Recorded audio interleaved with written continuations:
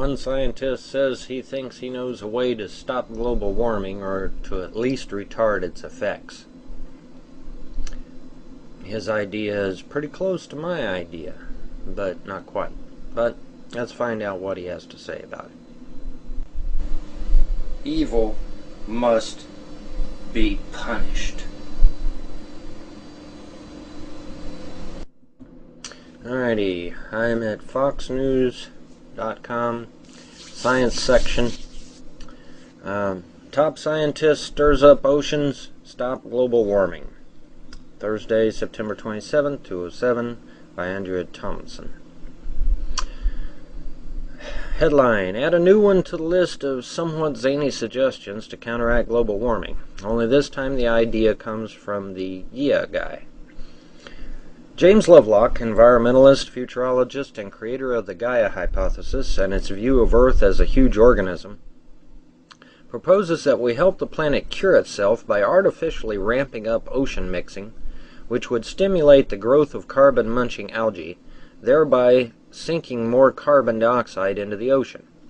The Gaia hypothesis looks at Earth as a whole instead of as each of its systems separately, viewing it as somewhat of a superorganism. He says, I regard the Earth as a responsive, self-regulating system, Lovelock said, one of which should be able to cure itself from any climatic calamities as it has done in the past. But human activities have knocked the system out of whack, as increasing amounts of greenhouse gases in the atmosphere raise Earth's average temperature, which in turn contributes to increased melting at the poles, sea level rise, and other potentially disastrous consequences.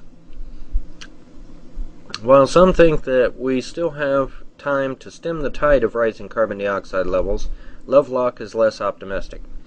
I think we are almost certainly past any point of no return, and that global warming is irreversible, almost regardless of what we do in conventional things, like following the Kyoto Protocol. Switching to cleaner energy sources and implementing strategies to mitigate global warming, such as carbon sequestration, would take too long to get into gear and would require an impossible level of global cooperation, he said.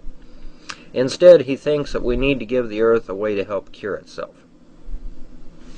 Alright, so basically what Mr. Lovelock is suggesting is a way of stirring up the oceans in the hopes that this would promote algae and stimulate the algae to start munching on more and more carbon dioxide. Well, he's sort of in the right direction, but he's not. And let me tell you why I respectfully disagree with Mr. Lovelock.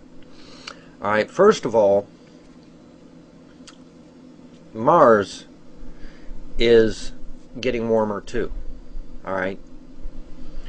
So is Neptune. So is Pluto. Okay? In fact, all of the planets in the solar system are getting warm. So, are all of them succumbing to greenhouse gases? Well, no. So what is making all of the planets in our solar system warm? Well, there's several possibilities. It could be increased sunspot activity on the sun. It could be the arrival of a foreign body into our solar system, such as Nibiru. It could just be a normal cycle that the planets go through as they get closer to the sun and then further away from the sun. See, planets don't circle around the sun in a perfect circle. Their path is egg-shaped. Okay, so sometimes they're closer to the sun, sometimes they're farther away from the sun. And,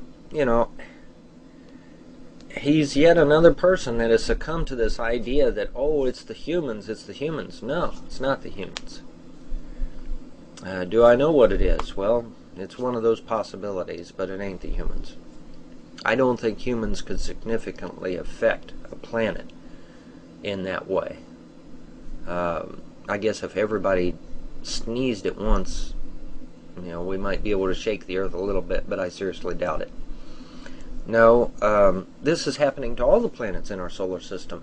So it's not, so unless there's human beings on every planet in the solar system, including Pluto, then obviously this warming trend is not done by human beings.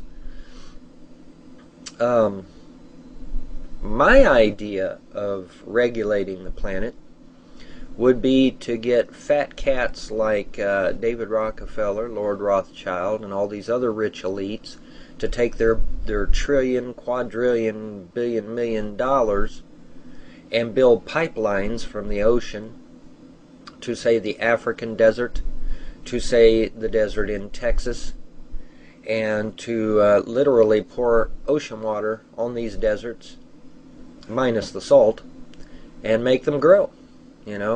Try to equalize the heat. Because if you're, I have a theory that if heat is dissipated and the temperature over the whole planet is regulated in such a way that it's fairly normal all across the planet, this would severely retard any of your severe weather patterns that we're seeing now. I think that we're seeing severe weather patterns because some areas are extremely hot on the earth, some areas are not, and this is allowing for the weather to become erratic. I think that by cooling off the deserts on the planet, we could retard that activity quite a bit. And my cat is wanting in. Anyway, like I was saying, this would cool the planet down considerably, I think. And these ultra-rich elitists like Rockefeller, whose family has more money than anybody, and Rothschild, and all these people that have been hoarding money and property and wealth since 1912, why don't they take that money and build pipelines from the ocean to our deserts, and then have a filtration system en route that removes the salt. The salt can then be used as a purifying agent for food for the people of the desert regions. So see, everybody wins. It's a win-win situation. The salt that's collected from the water can be used to preserve food for these people. Plus the water will irrigate the deserts, cool them down, and hopefully retard severe weather patterns that we're experiencing now. It will work. My theory will work. And if these ultra-rich people, instead of hoarding money and wealth, will use that wealth to actually benefit the planet, we could actually progress a little bit here. We could actually see a change in humanity, for real. A real literal change in humanity. Will these ultra-rich elitists do it?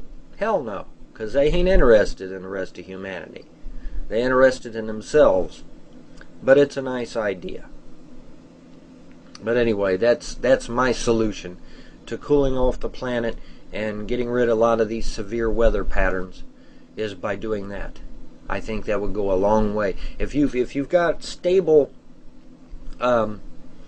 temperatures all over the planet's surface, I don't think we would have the severe storms that we're experiencing. And we're experiencing them everywhere. Not just in America, but all over the world. And we could stem that tide if we could regulate the temperature of the earth by cooling down the deserts. But it will never happen, because the people that are hoarding the wealth of the planet will not let it happen, which is sad. But that's the way it goes.